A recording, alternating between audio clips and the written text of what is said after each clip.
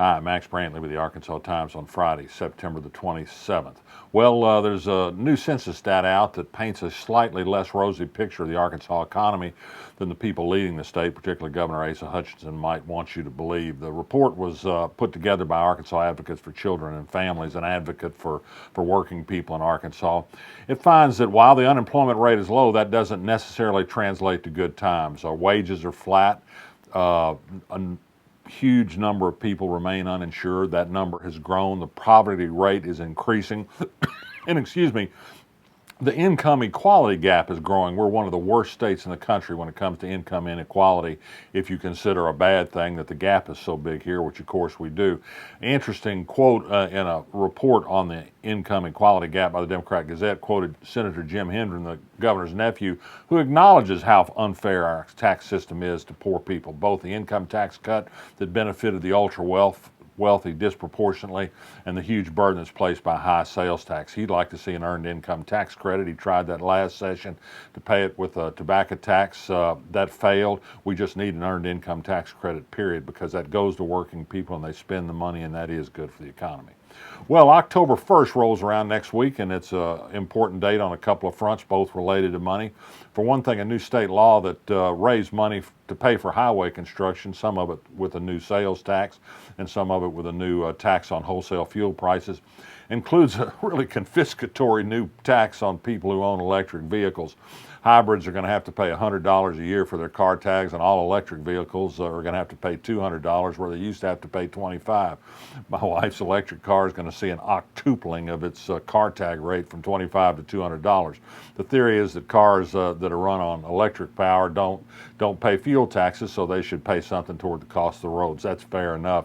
Whether this is a fair rate or not, I did a computation, and I think if my wife had gotten the gas-powered car she wanted, she'd be paying about $75 a year in car tag and gas taxes versus $200 on the new permit. Lucky for me, we renewed before the new law took effect, so we've got one more year of breathing room. Also, October 1st, the Saracen Resort Casino is going to open an annex in Pine Bluff next week.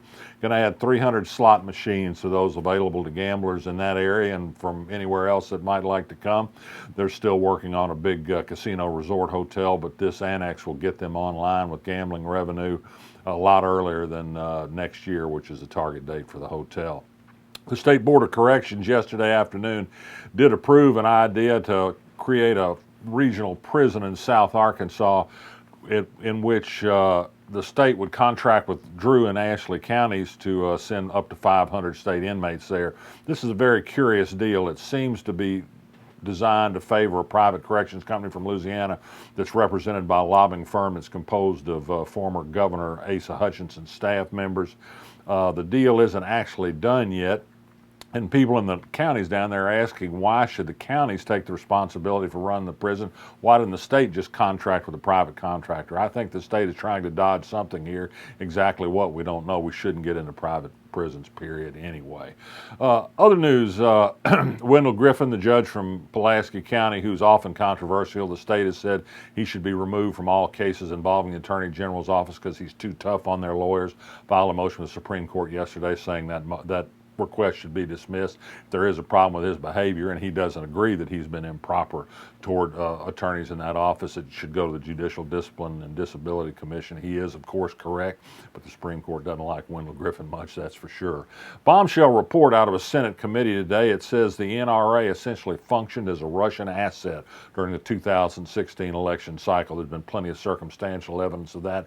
They've now laid it out in chapter and verse form. This should be a happy day for all the Republican politicians in Arkansas enjoy an A rating from the NRA. They now have the seal of approval of none other than Vladimir Putin. Way to go, guys. Das vidanya.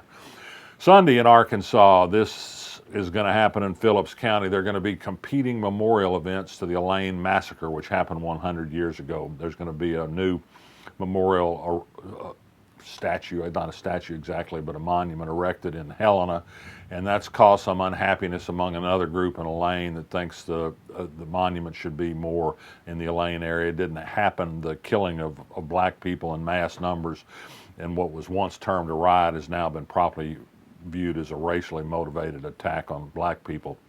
thinks it should be closer to Elaine, where the center of the action was. It's unfortunate that there's been this split. I think there are people of good heart on both sides of this. Too bad they're fighting. Well, are the times getting too tough for you? The Little Rock Port has an idea. They're having an event October 5th, yoga and meditation at the Little Rock Port, to expose more people to the port and to get your good feelings in order too, I suppose. Kind of an unusual idea from the industrial port, but namaste, as Brian Day, the port director, said. Finally, here's one thing you can do if you want to resist. Call Congress. As yet, not a single Arkansas congressman seems to be bothered at all by the clear details of the president's use of U.S. money and what's a thinly veiled political extortion racket against the Ukrainian government. They ought to hear from you. Perhaps they'd finally stand up and do right. I'm Max Brantley. I'll be back next week.